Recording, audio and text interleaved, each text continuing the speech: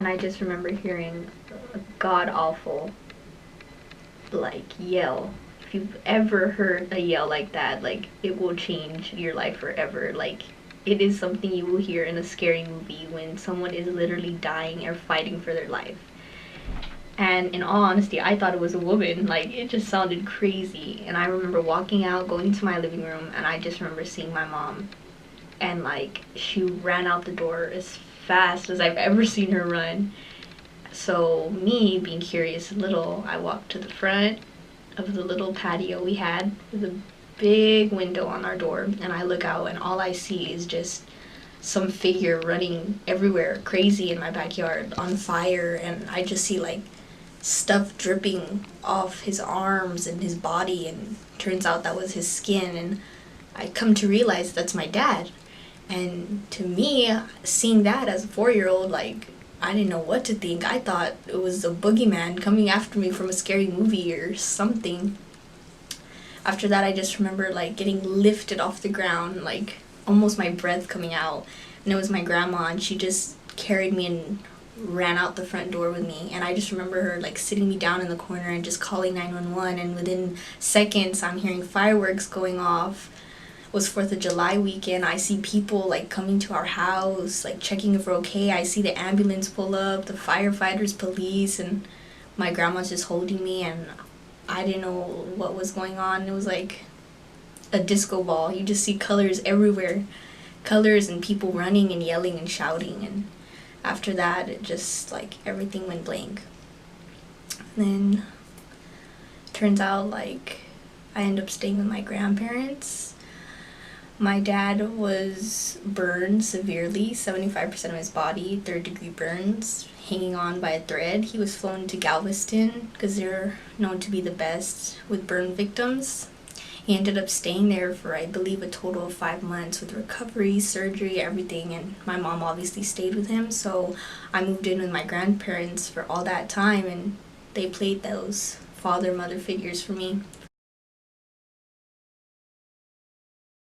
Rough in school. I had to go to like my teachers sent me to counseling because if like kids would see my dad, he would look like a mummy all wrapped up, barely could walk, and they would just say things, and I would get really mad and like tell them stuff. And I ended up going to like 2 sessions of counseling at school because I was forced to. But yep. And then when my parents actually came home, I didn't even want to like go with them. I didn't even know my parents at that time. Like those whole 5 months, and I don't even know the exact time, probably more my grandparents, all I knew was them. And being little, 4 years old, all I was thinking is like I thought my dad had died. I didn't know. I didn't never saw my dad after that. I thought he died. And my mom, I just thought she left me, she abandoned me.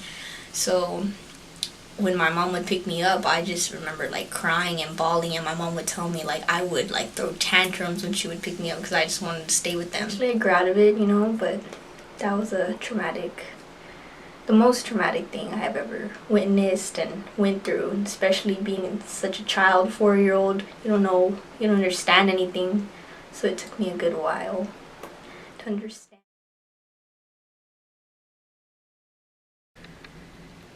I mean, after going through that and like realizing obviously the kids didn't think like me, a lot of people didn't understand me being so little, not even myself understanding me. I think that's what has made me so emotionless. I don't like showing emotion. I hate showing emotion to anyone. I barely even cry. My mom still tells me to this day I'm a cold-hearted person. We would be watching a movie and it could be the saddest movie in the whole world and I will not even shed a tear. I think it's made me like that because I had to like not necessarily grow up so young, but come to face reality of this world at a very young age, and just the things that happen that's so unfair, and like just me always thinking like, why did that happen to my dad? Like, what, like how could it happen to him? So that's one thing, and another thing is like, yeah, like to this day I'm still a little traumatized. Like I don't really like fireworks. I will not get near. Like I'm not afraid of the sound. I just won't get near like them lighting up. When I'm always in the kitchen, if I cook or I'm with my younger siblings, I'm always careful. I've the microwave too. I'm like real cautious with that, the whole fiery stuff. And like scary movies, like gory movies and that, like skin, blood, all that, I can't really handle. It's just so, well, obviously outgrown everything else, but I still am just a little traumatized here and there, just with little things in life that just remind me about that, or just like gross me out or make me think about that, or anything dealing with fire or melting basically.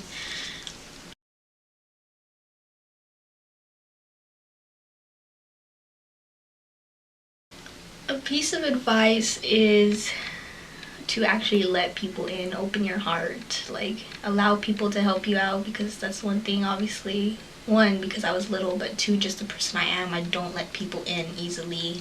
Don't like really like talking people, just like letting them in. Obviously, yes, I have friends and like to talk to them like that, but going deep into conversations or talking about topics and that, or just showing emotions in general, like, no, that's not me. So that's an advice. Like, the good thing is I had my mom, that she's actually a counselor, so she helped me and guided me a lot. But I mean, everyone's mom was like that. Even if she's not a counselor or a therapist, they're always going to help you through everything. So I'm not saying necessarily your mom, but you need to let people in and really open up to them and let them help you get through it.